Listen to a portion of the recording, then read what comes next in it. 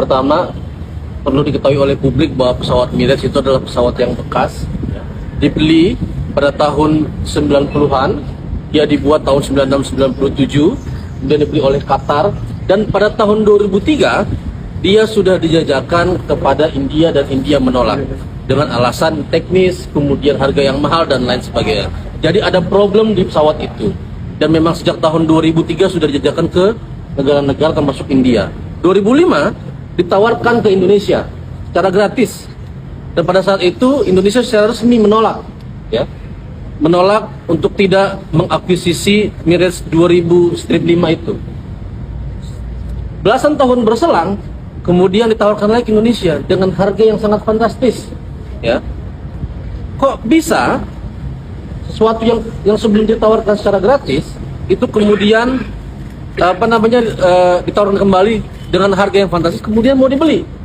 Nah, ini yang kemudian jadi problem kita bersama dari segi teknis. Kedua, Mirage 2000-5 itu dikatakan sebagai stopgap untuk mengganti pesawat F5 kita yang sudah uzur. Itu betul. Akan tetapi pilihannya sebetulnya bukan hanya Mirage 2005. Banyak sekali pesawat yang bisa ready, yang kita bisa beli. Kenapa kemudian kita harus beli yang bekas?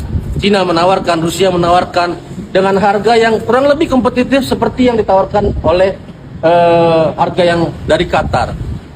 Ketiga, ada problem bahwa ini ada broker dalam jual beli Mirage 2005. Pertama, ada keterlibatan orang yang disebut-sebut sebagai rekan dekat dari Prabowo Subianto, namanya Habib Bukharoba. Habib Bukharoba adalah CEO dari E-System Solution. E-System Solution base-nya ada di Qatar. Dia sendiri adalah seorang mantan pilot Angkatan Udara Prancis. Dikatakan dalam bulan Juni dalam sebuah situs pertahanan Israel disebutkan bahwa dia adalah kawan dekat dari Prabowo Subianto. Awalnya kami masyarakat sipil nggak percaya, mungkin itu gosip. Ketika kami telusuri namanya Habib Bukharoba, ternyata dia bolak-balik Indonesia negaranya. Pada sekitar bulan Januari 2022, dia datang mengisi sebuah seminar di Universitas Pertahanan, sebuah universitas di bawah Kementerian Pertahanan. Pada bulan November 2023, dia ngisi lagi sebuah simposium di Kementerian Pertahanan.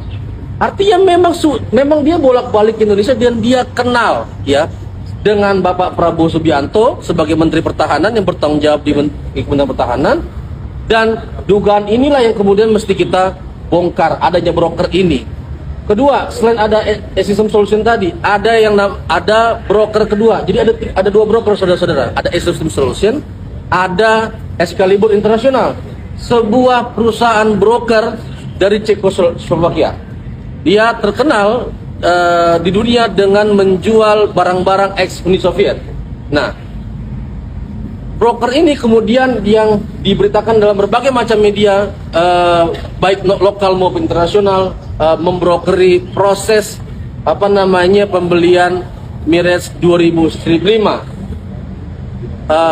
Broker Excalibur International bukan satu kali bekerja sama dengan Kemenhan. Kalau kita cek sama-sama sekarang di website Excalibur International, ada satu mega proyek yang besar juga, senilai 500 juta euro, yaitu pengadaan sebuah medium range air defense yang juga gelap barangnya, gak jelas siapa produsennya, karena broker ini kan dia bukan produsen, tapi kemudian dia mengklaim bahwa dirinya sudah deal dengan Kementerian Pertahanan untuk menjual sebuah medium range air system defense seperti Iron Dome di Israel itu ke Indonesia.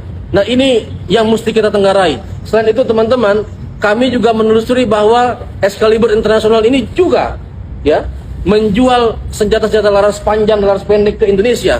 Ini sungguh menyakitkan di tengah pindad dan lembaga dan industri pertahanan lokal kita yang kembang kempis.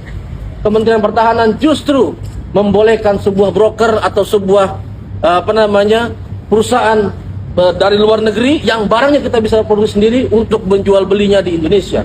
Ini sungguh menyakitkan. Dan oleh karena itu, saya kira lingkaran setan ini harus kita buka. Ini menjadi awal supaya prosesnya terang benderang. Tentu saja kita punya keterbatasan untuk mengetahui siapa Habib Bukharoba. siapa Excalibur Internasional, dan apa permainannya di Kemenhan. Tapi yang jelas ada jejak digitalnya. Dia bolak-balik ketika sedang pemilu, teman-teman.